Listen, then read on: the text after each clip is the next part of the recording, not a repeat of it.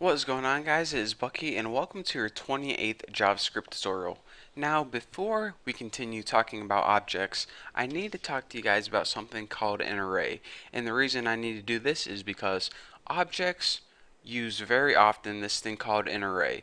So before I start talking to you about how to use an array with your objects, I need to actually teach you guys what an array is, why it's useful, how to create them, and all that fun stuff. So basically, I'm going to put it as simple as possible. An array is basically a way to store multiple values in a single variable, or in other words, a single object. So before we had one variable and one value. Well, now we can have more than one value in the same variable.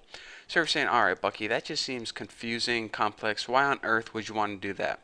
Well, believe it or not, whenever you're working with long lists of like people's names or ages or maybe a long list of social security numbers, it's a lot easier and faster to create an array, and it's a lot more easier to manage whenever you're working with a long list. There you go. So let me show you guys a quick example of something you would need to create an array with. So for example, if you had to list like a bunch of people's names, you might do this: var person 1 equals Bucky, var person 2 equals Tommy, and you do this 800 times. Well, that's going to take 800 lines of code, and then if you had to print them all out, it would take another 800 lines of code, and it just gets all jumbled. So an easier way we can do this is to create something called an array, and then whenever you had to list them all and print them out, it might only take 10 lines of code. So now you can begin seeing the advantages. So let's go ahead and learn how to first create an array. Creating an array is similar to creating a new object, and by that I mean you go ahead and type a variable and then you type the name of your array. So let's go ahead and make an array with a bunch of people's names. So I'm going to name my array people. Makes sense? So now what you have to do, just like when you're creating a new instance, new, but instead of your object name, you go ahead and write the name array. And this is built in. This is always going to be named array. And this tells JavaScript we're about to create a new array. Plain and simple. Now, as your parameters, you go ahead and type all of the values you want to store in that people array. So the first value I want to store is Bucky. The second one is Tommy. The third one is Sarah. The fourth one is Hannah with one end. Who cares? And the fifth one is Mikey. Mikey T. Who the heck cares?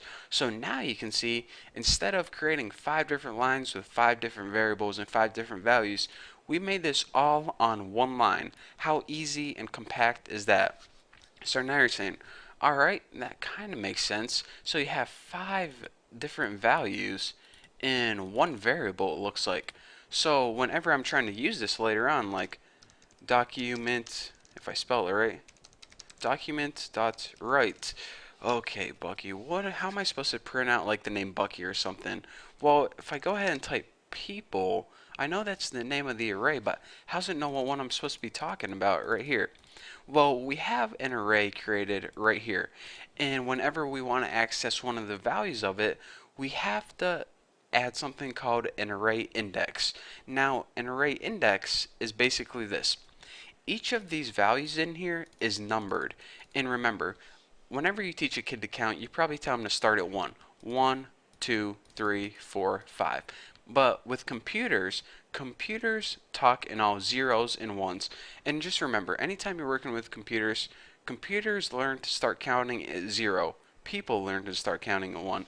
So this computer is going to say 0, 1, 2, 3, 4. So whenever you want to access this one, it wouldn't be 3, it would be 0, 1, 2.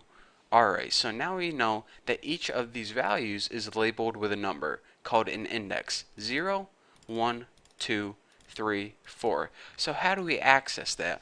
Well, you go ahead and you write the name of your array, and then in between square brackets, you write the number of that index. So Bucky would be 0. So now if we go ahead and save this and print it out, check it out, Bucky right there. So now let's go ahead and access like something like Hannah. 0, 1, 2, 3. So people 3 should be Hannah. Save that and print it out. Hannah. Simple enough. So the only thing that you have to remember is this. In order to create an array, just go ahead and write the name of your array, and then go ahead and write new array, and then write as many values as you want inside your array. And anytime you want to access it, you just write the name of your array, and in between square brackets, go ahead and write that index. And remember, unlike whenever people count, computers don't start with 1, they start with 0. So 0, 1, 2, 3, 4. So you can access any of these elements by using the index 0 through 4.